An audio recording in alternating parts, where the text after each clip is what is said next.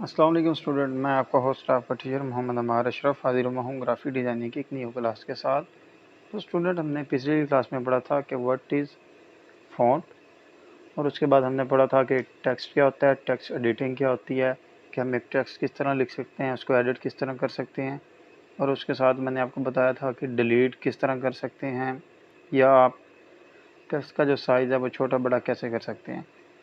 तो स्टूडेंट, हम इस क्लास में पढ़ने जा रहे हैं कि व्हाट इज़ पोजीशन या रिलेटिव पोजीशन। तो सबसे पहले मैं करता क्या हूँ कि मैं अपनी पिक्सल ऐप एप्लीकेशन को कर लेता हूँ ओपन। तो पिक्सल ऐप एप्लीकेशन को ओपन करने के बाद मैं अपने मेन कैनवस में आ जाता हूँ। तो ये जी मैंने डिफ़ॉल्ट कैनवस सेलेक्ट कर लिया है, आप देख सकते हैं। तो यहाँ पे मैं कोई भी टेक्स्ट लिख लेता हूँ, जैसे मैं लिखता हूँ अमार अशरफ। तो ये मैंने टेक्स्ट लिख लिया। तो सबसे पहले मैं आ जाता हूँ अपने टूल पे जो हमने आज कवर करने हैं। तो ये दो टूल हैं, एक का नाम है पोजीशन और उसके दूसरे का नाम है रिलेटिव पोजीशन। तो अगर मैं रिलेटिव वाले पोजीशन पे क्लिक करता हूँ तो इसके अंदर मुझे कुछ ऑप्शन प्रोवाइड किए जाते हैं या ऑप्शन मिल जाते हैं। तो ये देखें, ये कुछ ऑप्शन है। तो सबसे पहले जो ये आपको ऑप्शन नज़र आ रहा है मूव बाय 90 एक्सिस, का क्या मतलब है। और मैं ये बता दूं कि ये जो पोजीशन टूल है ये किस लिए इस्तेमाल होता है। ये पोजीशन टूल किसी भी शेप या टेक्स्ट की मूवमेंट के लिए इस्तेमाल होता है। अगर आप किसी टेक्स्ट या शेप को मूव करना चाहते हैं तो आप पोजीशन टूल का इस्तेमाल करेंगे। अक्सर आप काम कर रहे होते हैं लोगो डिज़ाइन में, पोस्टर डिज़ाइन में या ब्रोशर डिज़ाइन में। तो आप किसी भी किस्म का अगर टेक्स्ट उठा के मूव करना चाहते हैं तो अगर उसका साइज़ छोटा होता है तो वो पिक्सल ऐप में मूव नहीं होता। तो इसके लिए आप पोजीशन टूल का इस्तेमाल करके उसे मूव कर सकते हैं। या आप मूव करवाना चाहते हैं उसे थोड़ा सा हल्का सा मूव करवाना चाहते हैं, लेकिन जब आप बाई हैंड मूव करना चाहते हैं तो वो काफ़ी ज़्यादा मूव हो जाता है। जिस तरह अगर मैं अपने इस टेक्स्ट को सिलेक्ट करके बाई हैंड मूव करना चाहता हूँ तो ये देखें, ये काफ़ी ज़्यादा ऊपर नीचे होता है।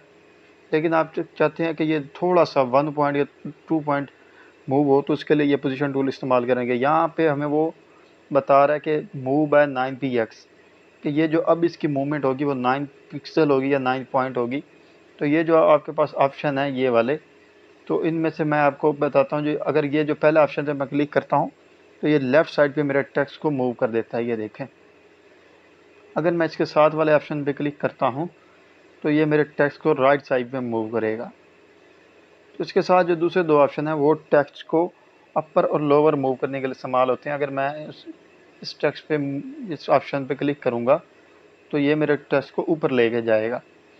ये मेरे टेक्स्ट को 9 पॉइंट, ठीक है, मतलब 9 पॉइंट ऊपर लेके जा रहा है। अगर उसके साथ वाले पे करता हूँ तो ये 9 पॉइंट नीचे लेके आता है। अगर आप कहते हैं कि नहीं जी मुझे तेज़ी से काम करना है, मुझे ज़्यादा पिक्सल मूव करवाने हैं या ज़्यादा पॉइंट मूव करवाने हैं, तो आप ये प्लस वाले आइकन पे क्लिक करेंगे तो वो एक एक पॉइंट बढ़ाता जाएगा। या आप इस पॉइंट पे क्लिक करके बाई हैंड पकड़ के इसे और इसके पॉइंट यहाँ देखें बढ़ा दें। कम करने हैं तो इसे पीछे ले आएँ, बढ़ाने हैं तो आगे ले आएँ। तो इस वक्त मैंने इसके पॉइंट कर दिया 30 पिक्सल। अब ये जो इसकी मूवमेंट होगी ये देखें वो तेज़ हो गई है। अगर मैं लेफ़्ट साइड में करता हूँ, राइट ऊपर करता हूँ या राइट साइड में करता हूँ तो ये टेक्स्ट बहुत तेज़ी से मूव हो रहा है। ये आपके सामने आप देख सकते हैं। तो ये था जी पोजीशन टूल। ये टेक्स्ट के लिए भी सेम काम करता है। अगर मैं यहाँ से कोई शेप ले लेता हूँ, ये जी ये मैंने शेप ले ली और इस पर थोड़ा सा मैं इसे कलर दे देता हूँ। ये मैंने इसे येलो कलर दे दिया। और अगर मैं इसे क्लिक करके अपने पोजीशन वाले टूल में आता हूँ तो ये देखें, अगर मैं इसे 30 पिक्सल पे करके मूवमेंट कराता हूँ तो मैं नीचे की तरफ करता हूँ तो ये नीचे की तरफ जाएगी, लेफ़्ट की तरफ करता हूँ तो लेफ़्ट जाएगी, राइट की तरफ करता हूँ तो राइट जाएगी, अपर की तरफ करता हूँ तो अपर जाएगी, ऊपर की तरफ मतलब। तो ये जिस तरह भी आप टेक्स्ट को या शेप को मूव करवाना चाहते हैं तो ये आपको वैसे ही मूव करके देगा, ठीक है जी।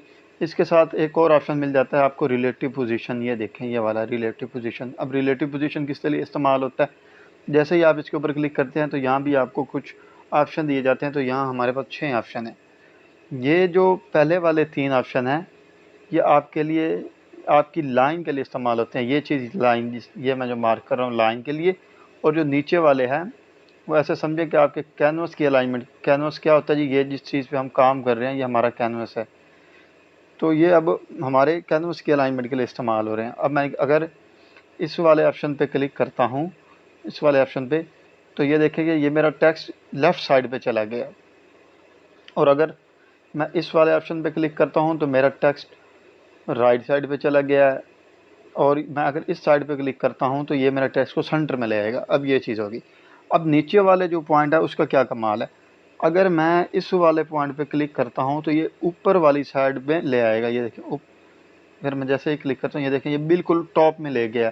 और अगर मैं इस वाले पॉइंट पे क्लिक करता हूँ तो ये उठा के मिडल में, नहीं सॉरी मतलब एंड में ले आएगा। ये देखें अब ये बिल्कुल एंड में लेके आया, ये कैनवस के एंड में लेके आ रहा है, ठीक है। अब जो ये वाला है, ये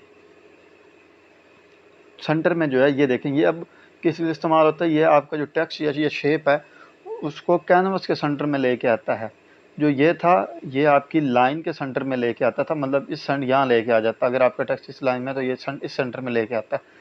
लेकिन ये जो नीचे वाला है ये आपके इस कैनवस के सेंटर में लेके आता है, बिल्कुल इक्वल में यहाँ सेंटर में लेके आ जाएगा।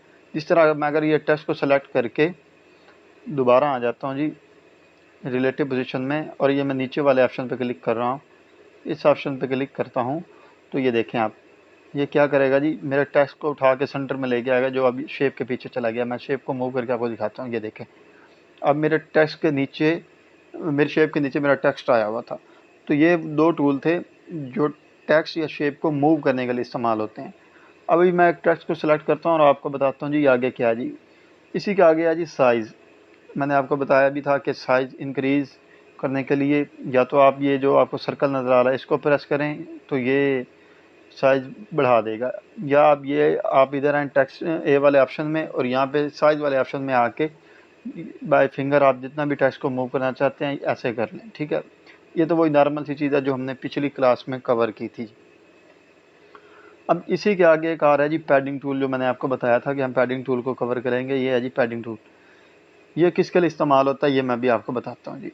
आपने मुख्तलिफ टेक्स्ट देखे होंगे उर्दू में लिखे होते हैं जो कर्व होते हैं, या आप कोई फ़ॉन्ट इस्तेमाल करते हैं तो आप देखते हैं कि वो आधा कटा होता है, आपको नज़र नहीं आ रहा होता। तो मैं अभी वो आपको बताता हूँ कि वो क्या चीज़ होती है। अभी मैं यहाँ पे टेक्स्ट लिख लेता हूँ, ये मैंने इंग्लिश में लिखा हुआ था अमार अशरफ, तो मैं इसे उर्दू में लिख लेता हूँ जी अमार अशरफ। ये देखें जी मैंने ये लिख लिया, और मैं नीचे वाली जो शेप है उसे कर देता हूँ डिलीट। अब ये मैंने उर्दू में टेक्स्ट लिखा है, मैं इसका साइज़ थोड़ा सा बढ़ा लेता हूँ, ये मैंने साइज़ बढ़ा लिया। अब इसके ऊपर मैं एक फ़ॉन्ट लगा रहा हूँ, मैंने रिसेंट में एक फ़ॉन्ट रखा हुआ है दीवाने, ये अक्सर लोगों को इस फ़ॉन्ट का पता होगा। अब ये देखें यहाँ पे अगर आप जूम करके देखेंगे, ये मैं आपको जूम करके दिखाता हूँ, तो यहाँ पे जो मेरा टेक्स्ट है इस जगह पे वो मिसिंग है, मतलब कर्व है, मिल ही नहीं रहा, टूटा हुआ है, यहाँ पे गायब हुआ है, ऐसा समझिए आप। अब अगर इसको मैं वापस लाना चाहता हूँ, अगर मैं चाहता हूँ कि मुझे पूरा का पूरा मेरा टेक्स्ट शो हो, तो मैं अपना जूम ख़त्म कर लेता हूँ। तो मैं टेक्स्ट को करूँगा सेलेक्ट और पैडिंग वाले टूल में आऊँगा या पैडिंग वाले ऑप्शन में आऊँगा। पैडिंग वाले ऑप्शन में आने के बाद तो यहाँ पे जैसे ही आप आते हैं तो आपको ये दो ऑप्शन प्रोवाइड करता है, एक होता है लेफ़्ट पैडिंग, एक होता है राइट पैडिंग, ठीक है। अगर आप लेफ़्ट पैडिंग करते हैं तो ये देखेंगे आपका टेक्स्ट लेफ़्ट साइड पे मूव कर रहा है। ये देखें मैं जितना बढ़ा रहा हूँ मेरा टेक्स्ट इस साइड पे जा रहा है, आप चेक करते हैं। अगर मैं बढ़ाता जाता हूँ तो मेरा टेक्स्ट लेफ़्ट साइड पे मूव करता जा रहा है, ये देखें। और मैं इसे वापस ले आता हूँ जी। और अगर मैं राइट साइड पे राइट पैडिंग पे क्लिक करता हूँ तो मेरा टेक्स्ट ये देखें राइट साइड पे मेरा पैड मूव कर रहा है। अब चेक करेंगे जो हमारा अमार का ये हिस्सा मिसिंग था ये वाला, वो हमारा वापस आ चुका है, ये देखें। और अगर आप इस वाले ऑप्शन पे क्लिक करेंगे इस वाले सेंटर में तो ये क्या करेगा, आपका डिफ़ॉल्ट में लेके आएगा जिस तरह आपका टेक्स्ट पहली सेटिंग में था, ये उसी सेटिंग में उठा के ले आता है। तो अगर आप अपने टेक्स्ट की कर्व ख़त्म करना चाहते हैं लेफ़्ट साइड से या राइट साइड से, तो आप यहाँ बाय पॉइंट उसका साइज इंक्रीज़ या डिक्रीज़ कर सकते हैं। तो आज की हमारी जो क्लास थी वो इन 4 टूल पे थी, जिनमें पोजीशन, रिलेटिव पोजीशन, पैडिंग और साइज़ था, ठीक है। जो हमारी अगली क्लास होगी वो इंशाल्लाह टेक्सचर के ऊपर होगी और वो डिटेल क्लास होगी। इसके अंदर मैं आपको बताऊंगा कि आप किस तरह एक शेप के अंदर एक इमेज को कैसे एडजस्ट कर सकते हैं, एक टेक्स्ट के अंदर अपनी इमेज कैसे लगा सकते हैं। तो वो हमारी इंशाल्लाह स्पेशल क्लास होगी जो हम कवर करेंगे। तो आज की क्लास को मैं यहीं एंड करता हूँ। शुक्रिया।